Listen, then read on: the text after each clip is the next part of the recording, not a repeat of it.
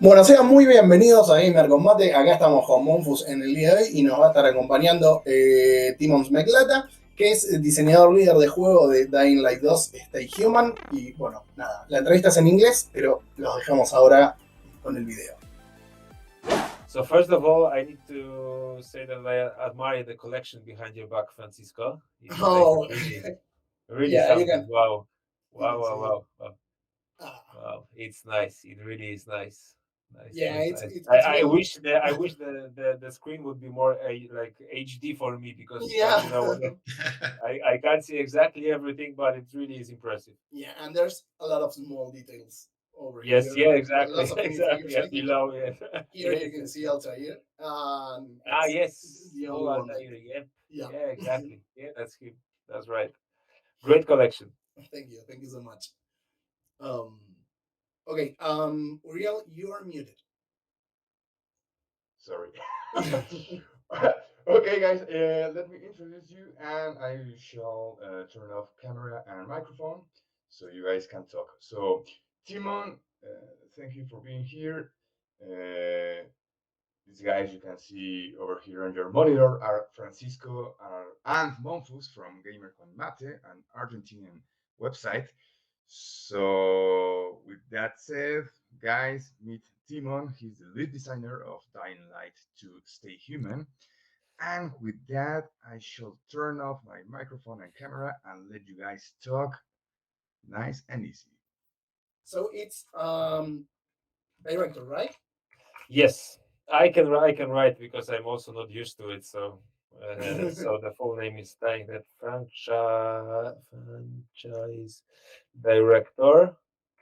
What this means is that I am responsible for basically every creative decision that regards the future of the series, the game that we have right now, the Dying Light 2, Bloody Ties, and hopefully, if I do this correctly, then it also means that I will be making decisions regarding the creative direction of the whole series moving forward. Okay, so we can really hope for a sequel, possibly Oh, one it's season six okay. and nine. Yes, yes, but see. We have promised 5 years of support of Dying Light 2, so right now we are focusing on this game.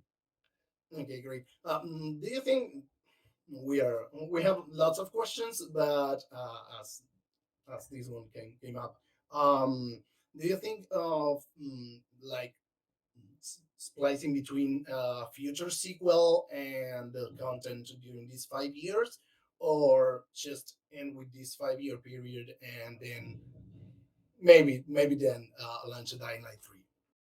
It's a very good, but also a very strategic question, and I need to be responsible and not to give such answers easily.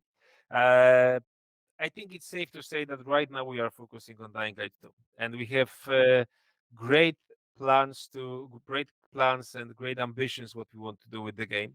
We already have an idea where we want Dying Light 2 to be in those 5 years, in 2027, how it will look, what kind of modes and elements it will contain, how it will change compared to the game that we have released this year. So um, there's actually plenty to do, and we understand that this is a responsibility, our responsibility, to deliver the game to the players that have trusted us already and the players that will trust us in the following months. So we try not to get too ahead of ourselves. We try to not to think about too much about the future because there is still plenty of work to do right here and right now, and this is what we are focusing right at the moment. So for now, it's Dying Light 2. For now, it's Bloody Ties that's released today. And this is the thing that makes us work hard and focused on. That's the thing of the moment for us. Yeah, congratulations on that too. Thank you. It's today the day of the release of Bloody Ties, and thinking of what has come to pass with Dying Light, and then the following, and then Dying Light 2. Is there like anything planned ahead for something as big as the following in terms of lore and also in extension of the map, of course? So we have announced already that we are working on DLC 2. the next big DLC for Dying Light 2. We, as I said, we have a plan what we want to do with the game, with the characters, with the locations for that 5 years period, and we will definitely develop what's at progress, the narrative and the threads that we have created with the base game. um, I can't say at this moment what that future, what that DLC will be, but I can say that we will be focusing on developing the world, the characters, the gameplay that players love, and we understand that the core of Dying Light experience is the open world, where you are alone, surrounded by hordes of the infected, and this is definitely something that we will develop. I think an important thing that I can say, and that's not that much of a secret, and that's just us being serious about the development of Dying Light 2, is that um, we already have in our minds, in our documents, an idea of uh, the narrative development of both the first game and the second game, and how it ties together, and how this will be developed by the content that we will drop. So if players get invested in our story, in our characters, if players like Aiden Caldwell, they can rest assured that this character will grow with them, and that he will be constantly a character that they will be able to experience in a way, and that this will tie in some ways to what happened in the first game at some point. And that's everything that I can say. Okay, Monfus, I think that you wanted Yeah, to ask something. yeah, yeah. How was the feedback that you received in the game, and how would that affect with the future content, all that? Uh, I don't know, is it that influence how you decide the future thing that you are adding in the game? Okay, so of course feedback is always varied. There are people who like your game, there are people who don't like your game, there are people who would like to like your game more, but there are some things that they would like changed or maybe added to the game. But we are very like we spent a lot of time and a lot of resources and a lot of like we invested our hearts basically to creating something which I think is quite unique for the game dev industry, where we have a very open and very direct relation and communication with our community. So I keep repeating this in almost every interview when I'm asked about it, that we really do try to go through every comment on the internet, listen to every podcast, see every YouTube video about our game, to understand what players think about our game, what they would expect from our game, what ideas they have for the future of the game. And we are almost every week going to everything new that's written, that's said, that's recorded about our game, and trying to analyze that, understand that, we trying to make sure that we know what's behind different comments and what people expect, and then we try to include those tweaks, additions, improvements, upgrades in every one of our subsequent updates that we release for the game. uh, and we do that constantly, but there's also one moment where this is special for us in terms of community, and this is the community update. We have already released the first one, and there is work going on we have plans for the next for the second one already, where we gather a lot of different requests from the community and release it at once in this like one big patch of changes that the community requested, and I'm sure we will continue doing that. Okay, and once you receive the feedback, I know you guys put a lot of effort into it and trying to get everyone happy, and that's not always possible or easy. So, where do you feel that you need to draw a line and say, okay, we can do a couple of this stuff. We can like you are going to be happy with this, but we need to draw a line here, and this is like the essence of Dying Light 2. We are not going to change this. Of course, this is something this is the difficult part of the whole idea of the relation that we have with the community, because first you have to make sure it's very easy, especially on the internet, but maybe not only on the internet, that some voices will be more loud, more vocal than the others. And this doesn't mean that those voices are the most correct, that they have the best ideas. So the thing that we do is we try to always cross any feedback that we're getting with the data that we gather from the game. Every developer does that. Every developer tries to analyze what players are actually doing in the game, and we also try to do that. And then we observe patterns both in what's being commented on the internet and the data, the behaviors that we see when analyzing data. And only when it matches, usually only when it matches, we sometimes like trust one side or another more, but usually when it matches, when what people are saying is also reflected in the data, we do those changes, because then we can be sure that we are not breaking the experience for anyone. And another thing is that sometimes, yes, you have to say we will not be able to do that. We will, or we don't want to do that, even because this is not Dying Light or for any other reason. Um, it it it's not that hard anymore, because we have managed to build a relation with the community where I believe we can be very open, very transparent with our decision making process, with the decisions that we take. So so it's not that hard anymore. But yes, having the courage for the first time to kind of stand up even virtually on the internet and do a statement where you say to the community, we will not do this because of some reasons. It is a scary moment, because you're always afraid, okay, so they will stop liking us, they will stop playing our game, they will say we are like some shitty developer. um but it also pays to do that, because then I believe you build a stronger relationship.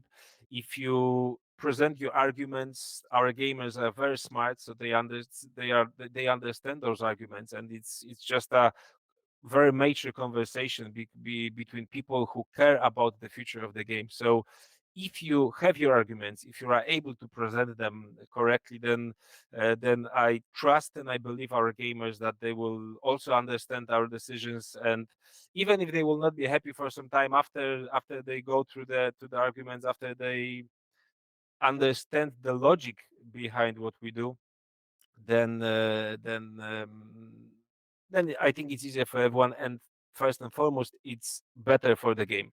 And as I said before, every on both sides, like there are even no sides. We are all just caring about the game. We are all just caring about Dying Light. So if the game is better, if it improves with what we're doing, then everyone should be happy. Okay, great. Yes, I know that you're like super open with the community, and I know that on Twitter you stand up regarding the issue with the human combat instead of more like zombie focused combat, and about that 30 percentage of human combats. Mhm. So how does that change, or is it planned for further along the line to have like Dying Light 2 was like a more people experience. It was like Mhm. super based on how the humanity evolved to the virus socially. I mean, no, not biologically. And is that like focus on the human stories just for something for Dying Light Stay Human? That it's like the whole meaning of the Mhm. game, and it's going to stay that way, or is it something planned to go more to the zombie side? I know that you have this 5 year long plan. Um, Like, I'm just like kind of hesitating to give you an answer, because I believe this will be important for you viewers, listeners, and I want to make sure that I will give the correct one. Um, we understand that our gamers want to fight with the infected and with the zombies. They this is Dying Light for them. But it's also important to have those human stories because without it, it's just like a mindless bashing. And you have to balance this correctly. But definitely, we understand. I hope we understand. I believe we understand what the community expects from us, and I can guarantee that if you like cutting zombie heads with a machete, you will get plenty of that in whatever will happen in the future for Dying Light 2. So, like, sharpen your machetes, make sure that your hammers weigh heavily because you will have plenty of uses for them in the future. Okay, perfect. Monfort, do you want to?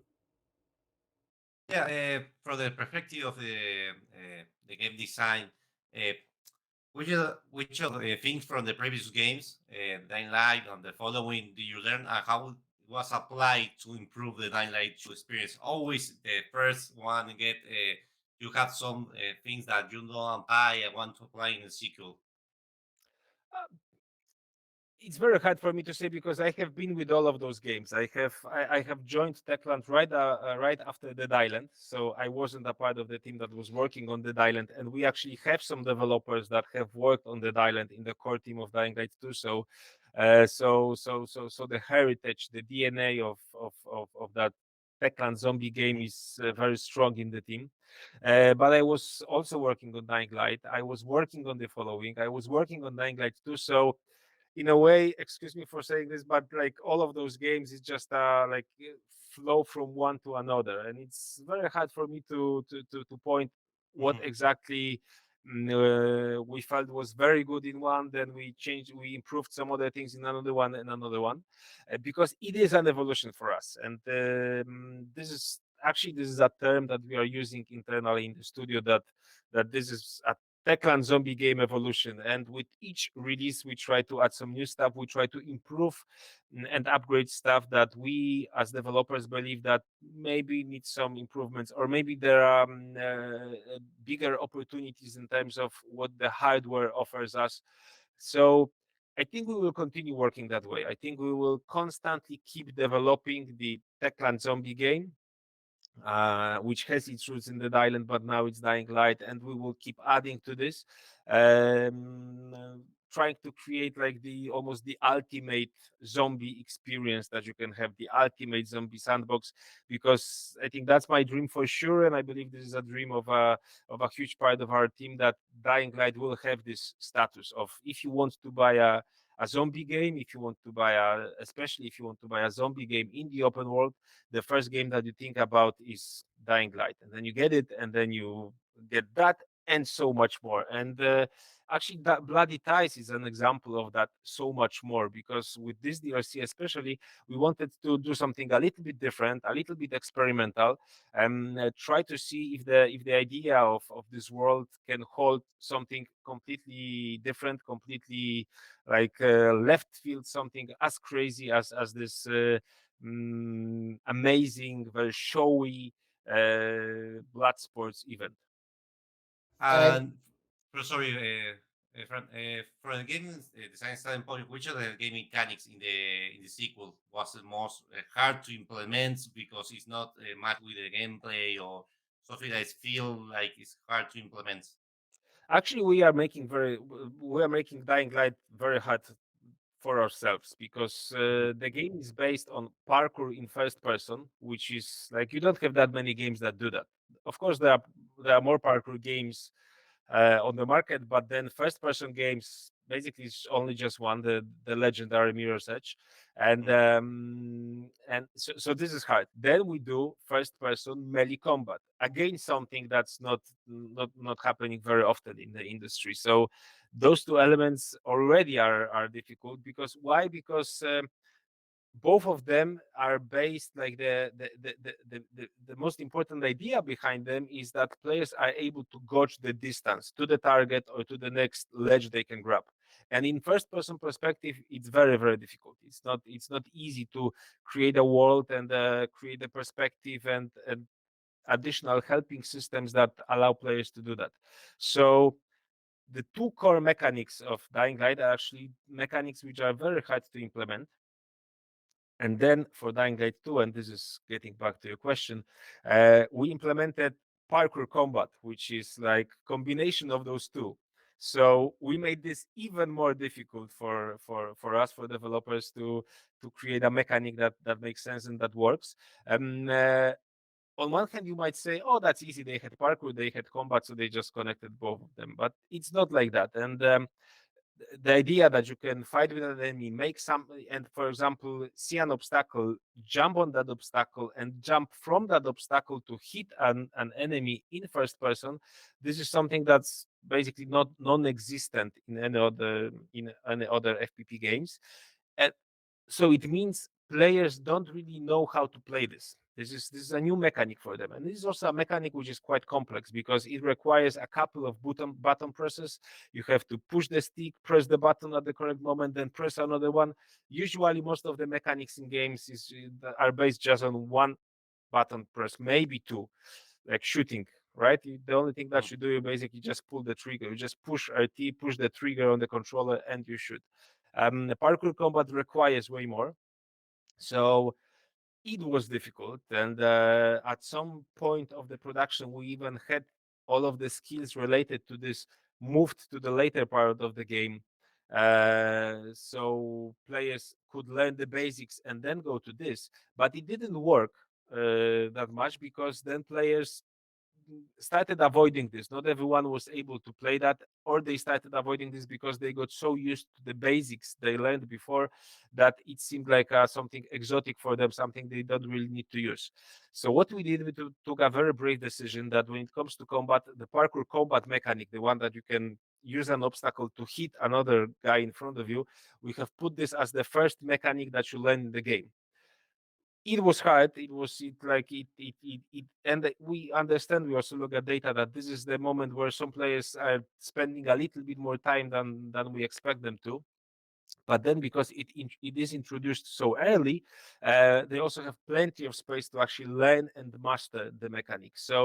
So if you ask me about the mechanic that was hardest to create, to define, to make sure that works right, definitely it's parkour combat. But I think we should be proud of ourselves. Like I try to be very humble, but this one, for this one, I can make an exception and say we should be proud as developers, not even me, but the team that was the rest of the team that was working on it, because we have managed to create a mechanic which is actually something that no other game has. So this is it. That's the answer to your question. And it is super comfortable to play, and it works perfectly fine either with a keyboard or with a controller. And sometimes there are games that, okay, you they play well, but you might feel more comfortable playing with a controller instead of the keyboard. Mhm. And in this case, when we reviewed Dying Light 2, I played with both, and it's super comfortable. Either way, with either one you're playing, it's super comfortable. Yeah, when I when I played the first one, I was I surprised when you was running, make the parkour, see behind your shoulders, see the all the zombies. It was amazing that mixed with the mirror edge. I love it. I love it. Love Good, it. good to hear that. Thank you so much. Yeah, this is maybe it's an obvious question, but I think Dying 2 was in development 7 years. Yeah, I'm not wrong. Uh, Maybe a little less than that, but Yes. yes, yes. How's the pandemic and the COVID situation changed some? There's a lot of project that was they have to change the plans of that. How you affect with the development, or was it like you already work remotely and don't have any issues? So, of course, it affected the development, but basically, like being real about it, it affected every one of our lives.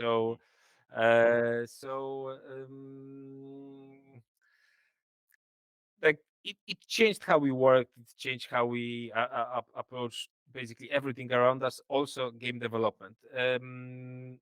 I must say that I think it made the development of Bloody is not, but Dying Light 2 a little bit harder because One thing for sure that's different is the creative energy that you have when you are working like arm to arm with your colleagues, and you can basically just exchange ideas very quickly without connecting. Everyone is focused, everyone is pacing the room trying to come up with some new ideas. This is really different. You cannot have that kind of creativity when it comes to online meetings and online calls. um, so definitely this impacted the development in a way that we had to spend a little bit more time on basically everything. And you could also see that with the games that were created in that period, that most of them had to be delayed at least like once, because mostly because of that. But another thing that that I need to say is that there was one moment where Dying Light really saved our morale, let's say, because when the pandemic started, it was a scary time for everyone. I think it was a scary moment where everyone was kind of not understanding what's happening around them, how it will all end. Is the humanity going to be like? Is it the end of the humanity? Of course, like different people approach this differently, but the feeling was like full of the feeling was unsecure for I think majority of people. So what helped us was that at the same time we were uh, finishing the alpha version of Dying Light 2. And it was great because everyone was sent to work at home because it was the very early, like the start of the pandemic. But because we had this goal of creating the alpha, the creating of the alpha version of Dying Light 2, everyone was focused on it. And we didn't think about the rest of the world. Like everyone was just focused on making sure that the alpha will happen on time. And I think having something like this that could take your mind off those serious thoughts and doubts about the future really helped everyone on the team. So in a way, I can definitely say that Dying Light 2 allowed us to stay human at some point. Then it was a little bit harder because then everyone understood, okay, so the world is not ending. It's just a disease that we as humans must kind of step up our game and come up with a solution to it, which we basically did as it seems right now. Working from home, as I said, it's not that easy. It has its challenges. It's different. For sure, the creative energy is a little bit lower. You have to kind of do more to come up with the same ideas and the same solutions. So I'm really happy that it's mostly behind us. Bloody Ties was created in a model where most of the people could work from the office. They either work non-stop from the office or in the hybrid model. So it was way easier and effective. Okay, was there any point, and as you said, we are now like coming out of it, so it might seem kind of silly, but was there any point that you were like worried that someone could say, "Hey, a game about a pandemic virus and zombies, it's not fun," or that it's going to be like taken in some wrong way? We were all waiting for Dying Light 2, but was there like any moment that you got worried about that? For sure. It was quite surreal experience for everyone because we were working on a game about pandemic and actually the most scariest of pandemics, and then there was a pandemic quite scary in itself outside our windows. So sometimes it was like more funny, we took it more lightly. Sometimes it was actually quite serious, and we had those doubts for sure, especially that. Uh, Even some of our one of our trailers ended with Aiden saying like, "My name is Aiden and I am infected," and it resonated so strangely after the pandemic started. It was so like so different because of it, so surreal, as I said. Um, but we didn't like we knew that okay, so either we are completely like we have bad luck and now no one will want to play a game like this, but then at some point we realized that we are leaving the worst part of the pandemic, and people are getting a little bit more distance from all of this, So we said maybe they will actually accept the fact that there's a game like this, and maybe they will even see this as a benefit that they can kind of release the tension that has built inside of them because of the real pandemic by playing a game where you could just smash zombies on their heads. This is like always, in a way, good entertainment, however that sounds. Yeah, it really helps to lose some steam. And I'm sorry. And regarding the other challenges, because it's difficult to be creative when you are alone, and you already addressed that. But coordinating everything to make a game, being all separated, it might have had that its challenge itself. Of course, it had like, but thankfully, this wasn't on my head. I'm more on the creative side, and what you're talking about is more about like organizing the production. But I have a lot of admiration not only for our producers, the guy that kind of control that every task in the video game development is made on time, but also to the quiet heroes, the silent heroes of that period, our administration department, our HR department, everyone that made our life easier and more manageable and more acceptable during that time. Our IT department managed to basically put the whole company, about 300, 400 people, in the home on the home office, in the home office within like one weekend. So a feat in itself. We also had our company, our studio has also created a lot of great programs that kept the spirit, the morale of the team. Like for example, the cooking online cooking classes, or online escape rooms, or puzzles that we were solving together as a team. So it might seem like not much, but it really made a great impact on how we felt, how we felt about ourselves, about the world around us during that period. So I think it's worth saying that the people responsible for it did a great job, and without them, maybe the game would never release at all. But because of that, because how well it was organized, because of all of those actions and events and initiatives that made us not go crazy, we managed to create a game that became successful, a game that has reached more than 5 million players within our first week. And it's a really fun one to play. Thank you Um, so much. Mofus, do you want to to ask another one, or you are muted, or I'm not hearing Yeah, yeah, yeah, yeah. Sorry. Yeah, more about himself. About you. How was the step of the balls to be a lead designer? How was the you go to there and work in a massive game like that, like you?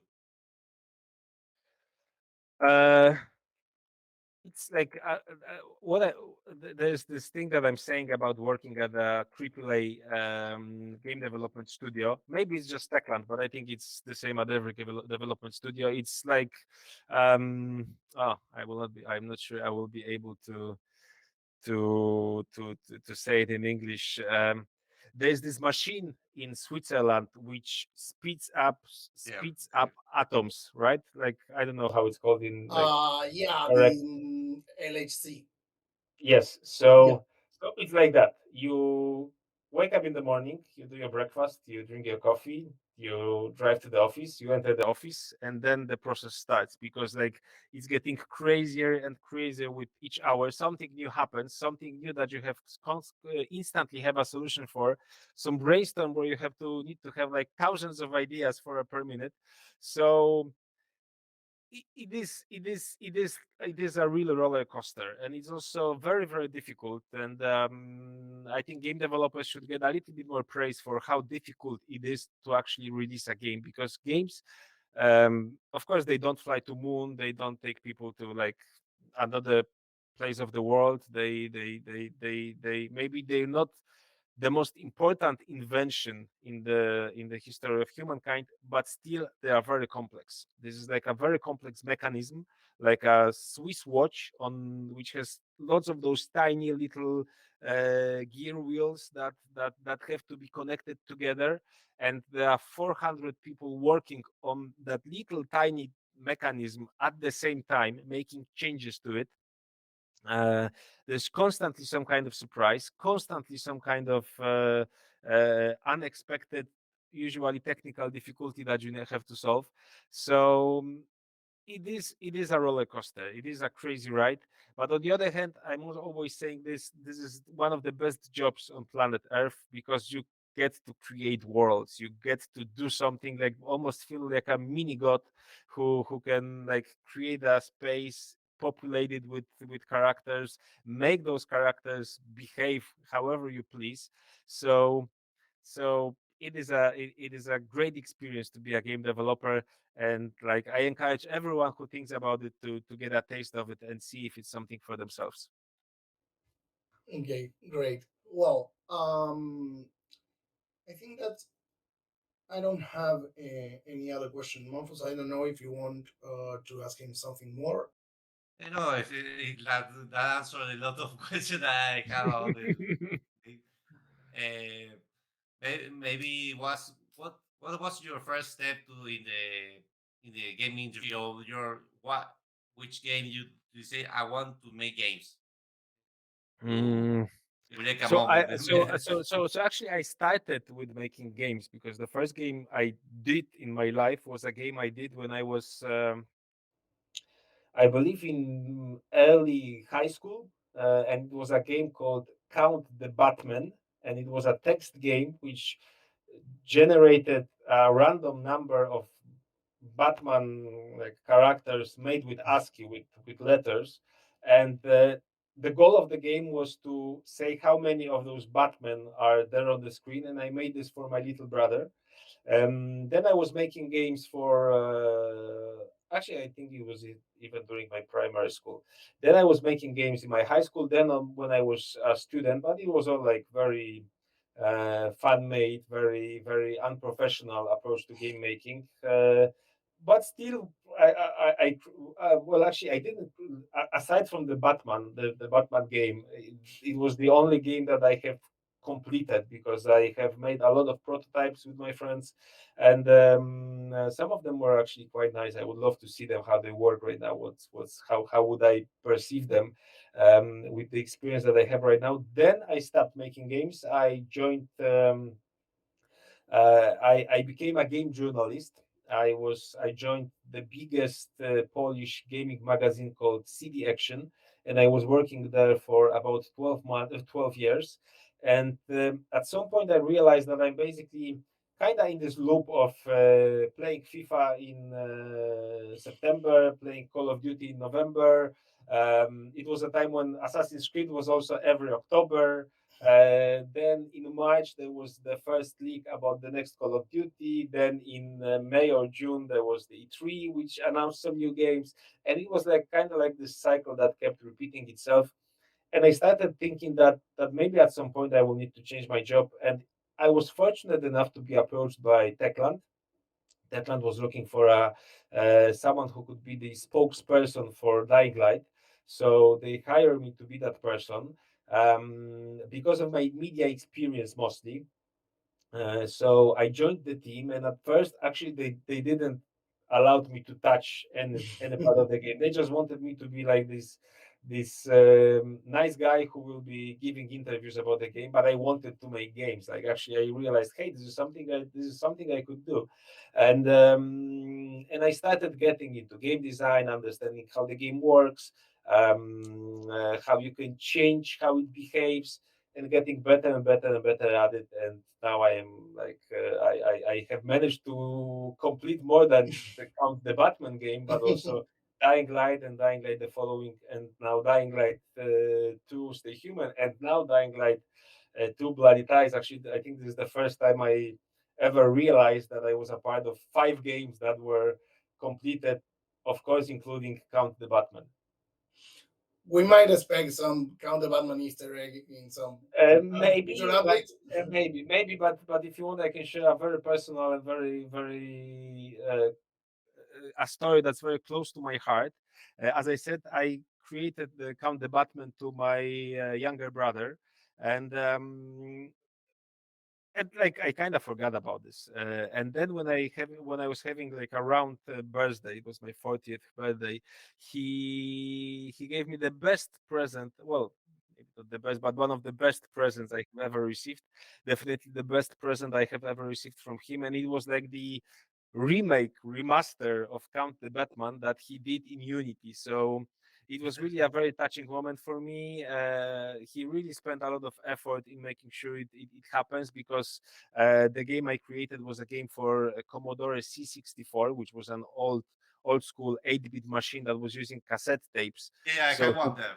yes, so he kind of found a USB stick. Of course, it like making the game on the cassette wouldn't work, but he found a USB stick that was kind of formed like this cassette. So he even like created a cover for it and gave me the cassette, the USB stick with the game on it. So it was really like one of the best presents I ever got. A very touching moment. And so Come the Batman got remastered.